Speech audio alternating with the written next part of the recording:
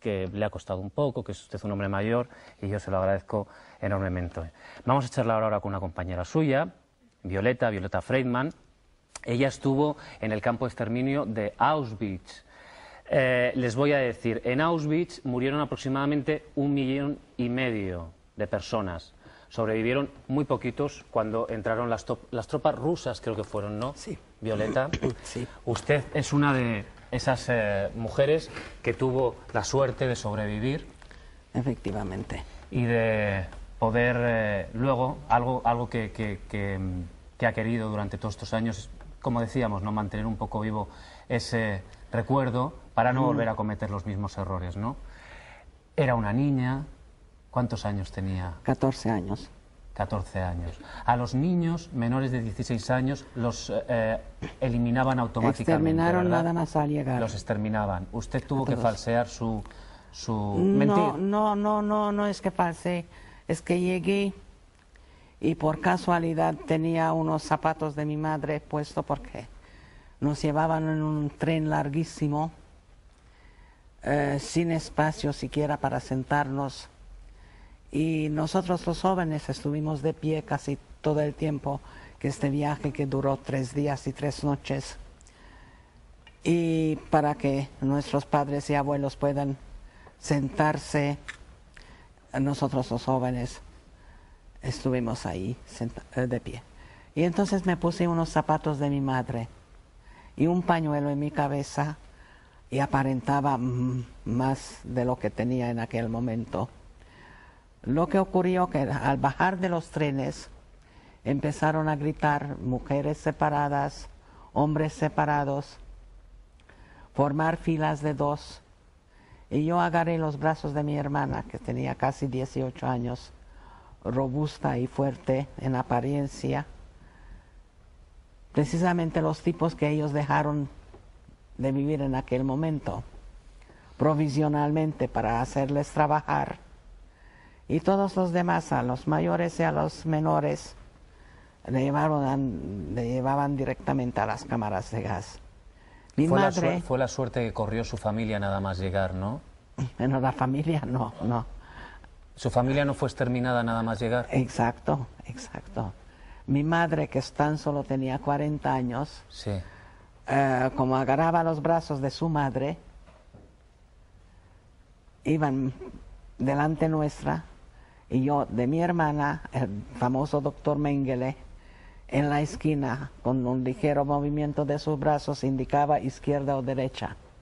O sea, unos directamente a las cámaras de gas y los otros a vivir provisionalmente para hacernos trabajar, hacernos labores de esclavitud, lo que sea, mientras nos enfermamos. Y así me salvé yo accidentalmente, en lugar de mi madre, quien realmente debía haberse salvado en aquel momento. ¿Estaban separadas? Eso fue en el primer momento. Sí. Luego habían más cosas, como pude salvarme, sí. ¿Usted quería preguntar? Sí, ¿usted en qué momento se enteró que su familia había sido exterminada? Aquella misma noche, porque todo ocurrió con una velocidad, con una rapidez. Porque los alemanes ya tenían varios años de experiencia y no querían darnos tiempo para reflexionar, para darnos cuenta qué es lo que pasaba, porque de lo que más miedo tenían ellos fue precisamente que el pánico cundiera, porque ya tenían experiencia que alguna persona histérica o con miedo agarró la pistola de un soldado alemán y empezó a tirotear. Y eso ellos querían evitar. Entonces hicieron todo rápido para que no nos demos cuenta. Y de repente estoy girando y no veo a mi madre, a mi abuela. Dije, nunca más volveré a ver a mi madre, nunca más. Empecé a llorar aquella noche, que durante semanas, hasta que la enfermedad, el hambre y muchas otras cosas secaron a mis lágrimas, pero aquella noche, aquel momento, fue cuando me di cuenta. Imagino, Violeta... Aquella primera noche no lo superé nunca. Imagino, Violeta, que uno tiene que perder un poco lo que es incluso la noción, el dolor, o sea, ya tiene que ser tanto que en cierto modo, yo no sé, pregunto si uno se vuelve hasta insensible ya, ¿no? Decir, bueno, porque ¿qué más me puede ocurrir?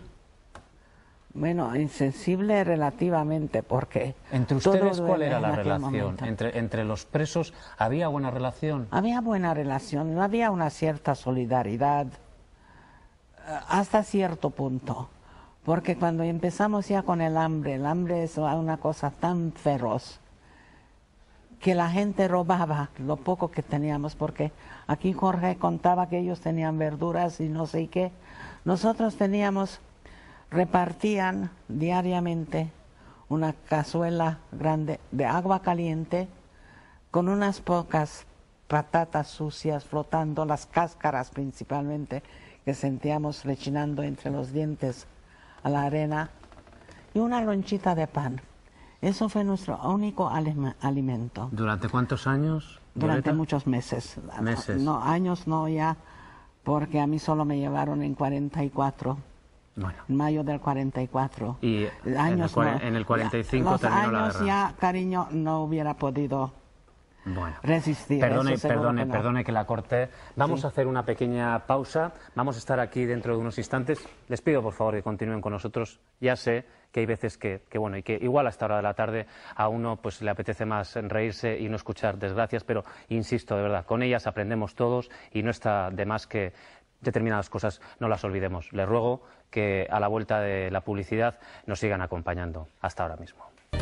Bueno, pues ya estamos aquí otra vez. Si les parece, sin perder más tiempo, vamos a continuar charlando con Violeta Friedman. Pronuncia ahora bien el apellido. Gracias. Y Violeta, curiosamente yo tengo aquí un dato que resulta bastante irónico, ¿verdad? Aquello de que en la entrada de los campos estaba la frase Arbeit macht frei. Perdonen mi alemán, que no tengo ni idea, vamos, si lo he pronunciado mal, que, como digo, significa el trabajo os hará libres. El trabajo os hará libres. ¿En qué trabajaba usted? Mira, todos los campos de exterminio y campos de concentración fueron construidos basados sobre mentiras y mentiras y mentiras y falsedades. Eso quería engañar a la gente, a quienes llevaban allí, que iban a trabajar, cuando realmente era un campo de exterminio. Allí llevaron a la gente a exterminarles. A los judíos, 6 millones de ellos, a los gitanos, a los testigos de Jehová, a los adversarios políticos como los españoles, aunque los españoles fueron a otros campos, pero ahí también habían, y muchas otras personas. Ahí eso fue un campo de exterminio.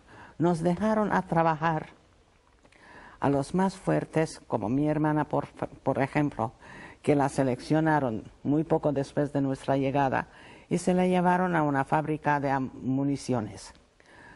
A mí me llevaron ya mucho más tarde, cuando en final de noviembre del 44, cuando ya se suspendió las cámaras de gas en Auschwitz concretamente, me llevaron a un otro campo, no muy lejos, a cavar trincheras. Cavar trincheras en la tierra congelada, que no tenía ningún sentido común, excepto para matarnos de forma natural, extenuándonos. Ya estuvimos todos los que habéis podido ver muchos documentales con estos esqueletos, los muertos, estábamos en las mismas condiciones, absolutamente esqueléticas.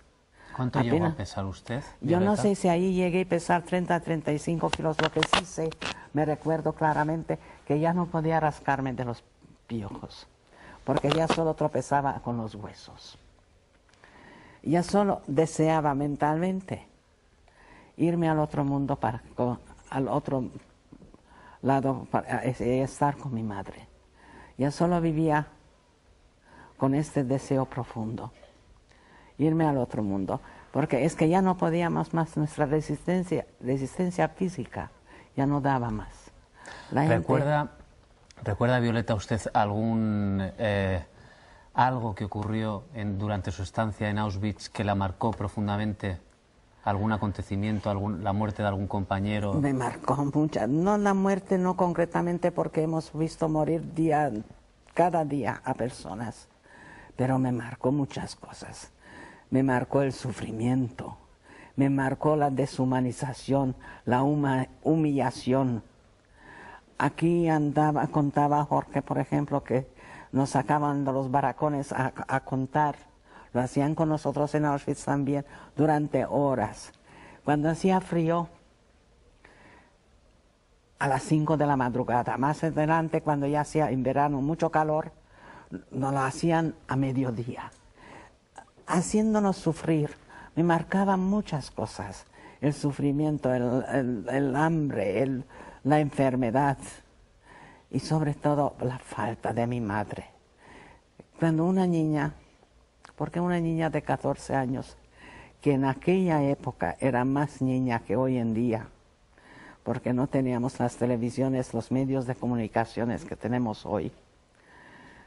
Una niña necesita el consuelo, la caricia de una madre. La falta era terrible. Me encontré sola porque poco después, como decía, también me separaron de mi hermana. La soledad y el sufrimiento era horrible, es lo que más me marcó. Lo que más me marcó. Violeta, vamos a ver ahora unas imágenes. No hemos querido elegir imágenes especialmente duras, las hay, muchísimo más duras. Antes comentaba Jorge, ¿no?, que lo primero que hacían al entrar era despojarte de todos tus bienes, incluso, pues bueno, si había algún empaste de oro, alguna funda de oro, cualquier cosa, ¿no?, las gafas, absolutamente todo, todo. Y esas, el pelo también lo utilizaban, era todo... todo se utilizaba, valía todo de ustedes, ¿verdad? Perdona la interrupción. Sí. Ellos han construido una industria de muerte. Y eso fue lo horroroso del exterminio nazi, la industria de muerte. En la manera como en cadena ellos metieron la gente en las cámaras de gas con unos destacamentos. Les hicieron sacar 20 minutos más tarde, cortarles los pelos, sacarles los dientes, los empastes de oro, revisar los anos si había alguna joya escondida. Hicieron jabones de sus pieles y luego quemaron a los cadáveres, iban a los crematorios. Construir una industria con 6 o 7 cámaras de gas que funcionaron a tope y los crematorios, eso no ha existido en la historia. Y no debe volver a existir jamás, nunca más. Eso fue lo horroroso de aquello. Violeta, si me permite, vamos a charlar ahora con dos compañeros suyos, Juan Escuer y Antonio Serrano. Sí. Ellos estuvieron también ¿en qué campos de concentración?